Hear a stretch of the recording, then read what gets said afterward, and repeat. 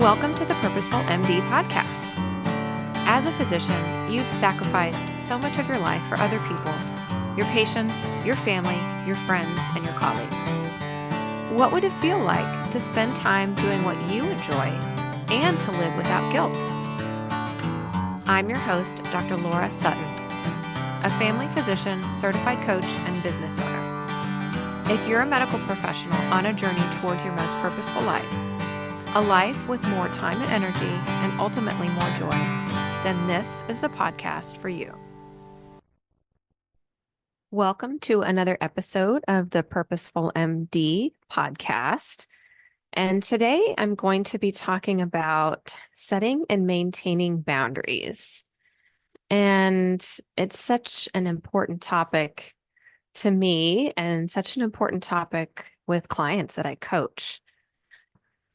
Well, let's dive in. I want to start with a story that really demonstrated this for me. So about 10 years ago, our family's rescue dog began to decline in his health. He was getting older. He was about 13 at the time. And so we knew the end was coming soon. If you've ever been through this, you know how difficult it is to make the decision to say goodbye. And at the time, I was a single parent with my then 8-year-old daughter. And I felt like I was making the decision by myself since I was the main adult really in his life. And except for my daughter, but she was pretty young at the time, I was the only one who saw him on a day-to-day basis and really witnessed his decline. Luckily, the vet was incredibly supportive and she was amazing. She fully supported my decision to let him go. So it was a Wednesday, and we scheduled the appointment for that Friday. I will never forget standing there at the desk of my then executive assistant, taking the call from the vet, and she knew what had been going on. I was pretty close with her. I shared a lot with her, and she knew what was going on with my dog. And so as soon as I hung up the phone with the vet and made the appointment, I was just numb. I couldn't think straight. I knew I wouldn't be able to function at work. And I told my executive assistant at the time, I need to go home and I'll be back at work on Monday. And she was amazing as well. She said, I'll make it happen. Go home, take care of yourself. And so I was able to spend the next few days snuggling with him, giving him lots of love. Not that I hadn't given him lots of love, but just giving him all his favorite treats and food and just spending those last few days with him and cherishing my last bit of time with him. And it was one of the greatest gifts that I ever gave myself. At the time, I wasn't used to asking for what I needed. I wasn't really even used to allowing myself to have needs, let alone to express them. And as difficult as it was in that moment, to assert my need for my own emotional health and the health of my dog was really necessary. I knew I would have regretted not spending that time with him if I didn't spend those few days with him. I want to share now a story from one of my physician clients. So she shared with me during a coaching session that she really wanted to start going to a weekly Pilates class. The class was on Saturday mornings, and her family was supportive of her going. Her challenge was that Saturday mornings is when she usually spent catching up on charts. So if she went to the class, she thought she would have to move her charting to a different time during the weekend, which was time that she and typically spent with her family. So she said to me, I know I'm supposed to be setting a boundary, but I really can't. So I was asking her, what are the feelings that come up as she thinks about setting the boundary? And she described something to me that was really interesting. She said she thought she was going to be perceived as selfish by her family, that she would be letting them down because she wasn't contributing. And she shared with me that her perception of setting a boundary was almost like saying to somebody, I can't do that. That's not my job. And she had seen this behavior modeled in her clinic staff of the staff saying, well, that's not my job and I won't do that. And she thought that's what it meant to set a boundary. So we talked a little bit about what it means to set a boundary. There's a definition that I love from psychologist Dr. Becky Kennedy, and she defines a boundary in this way. A boundary is something you tell someone you will do, and it requires the other person to do nothing. So I'm going to say that again. A boundary is something that you tell someone you will do, and it requires the other person to do nothing. And I love this definition. It's incredibly empowering because it, it means that we don't have to ask the other person to do anything. That's making a request, is when we ask somebody to do something. So in my example, I told my team that I was going to take a couple days off work. I didn't ask them to do anything. I just told them this is what I'm going to do, and it required them to do nothing. It also means that we're in control. It allows us to take complete control of the situation. We don't have to depend on somebody else's behavior to set the boundary. We don't have to wait for someone else to act.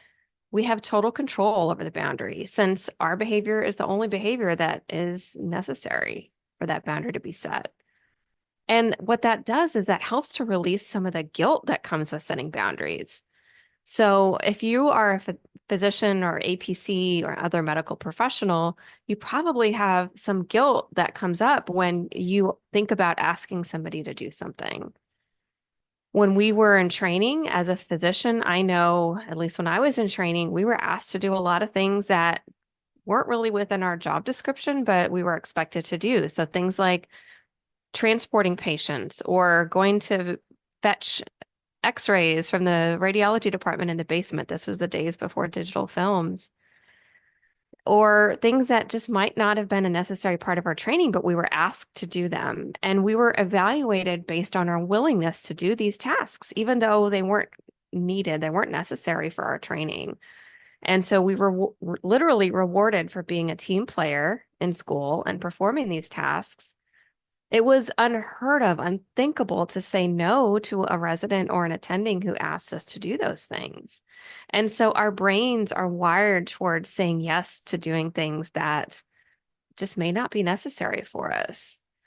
So that really gets into a lot of people pleasing tendency. And I'm definitely going to spend another episode on people pleasing because it is such a powerful behavior that really can get in the way of us moving forward.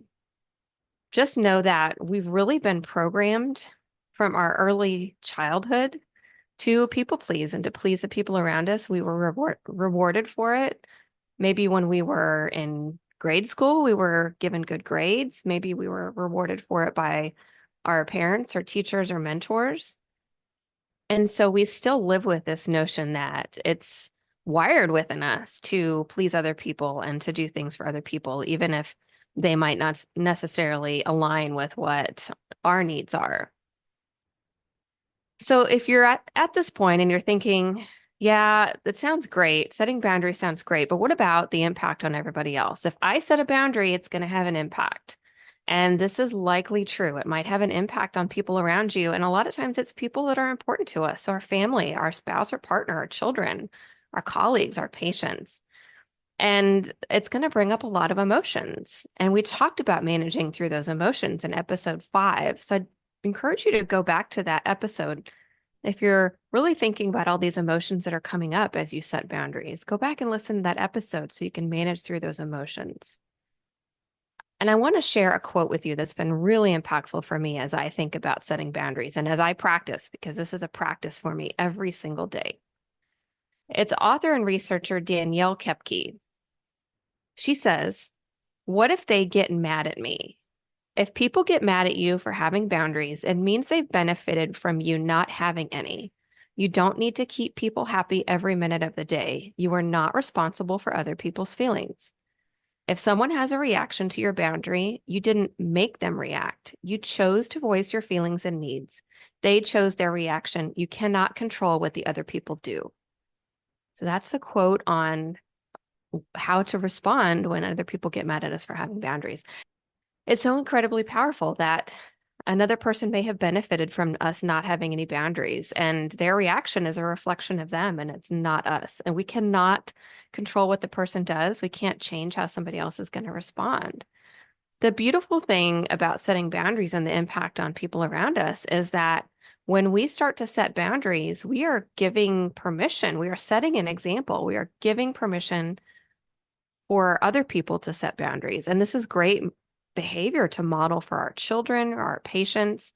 When we can set those boundaries for ourselves, we are setting the example and giving people permission to set boundaries in their own lives. Not that they need permission from us, but they see us model the behavior and they see that it's okay to set boundaries, and it just becomes more accepted, and it's still not really accepted at this point. So as you're practicing setting a boundary, and we're going to get into some practice here, I'm going to leave you guys with an exercise. Another really important concept that I will spend another episode on is self-compassion. It's really, really important to have compassion for yourself throughout this process because it is not easy. It's not easy, and that's why we're talking about it, because it takes a lot of practice. We have these beliefs inside of us about how we have to show up around other people, or how we have to be such a team player and we can't say no, and all these other beliefs about how we have to serve other people in ways that may or may not align with us. And those beliefs kept us safe for a really long time. Those beliefs were really necessary and important, and they might have been little acts of survival for us at one point in our lives. So we needed those beliefs, but we don't need those beliefs any longer. And so we can release them. We can let them go. We maybe even want to thank them for keeping us safe or protecting us at one point in our life, but we don't need those beliefs anymore. So as we release those beliefs and work through those emotions that come up as we start practicing and setting these boundaries and maintaining these boundaries, we really have to have a lot of compassion for ourselves. So I'm going to do another episode on self-compassion. It's been one of the most important aspects of my personal and professional career, and it is definitely worthy of an episode in and of itself. It's really important that we set and maintain boundaries in order to manage our time, managing our energy, because if we allow anybody and everybody to have access to us and to tell us how we should spend our time and our energy, then we're not going to have any for ourselves. And this takes a ton of practice. Again, it's something I work at almost every single day. But just like anything else, the more you practice, we're building up those muscles. We're literally rewiring our brain, the easier it gets. So let's get into practice. I want you guys to come away with something. So grab a pen, a piece of paper. If you're driving, then come back to this because it's really, really important. Answer these questions for yourself. What's one boundary that you can set this week? It's okay, and it's actually a good idea at first to start with something small. So what's a small boundary that you can set for yourself this week? Start small, and that's how you build confidence, is you start small and you take action. So what's a small boundary that you can set this week? And as you think about setting this boundary, what are the thoughts that come up? Write every single thought down here, all the thoughts that come up as you think about setting the boundary.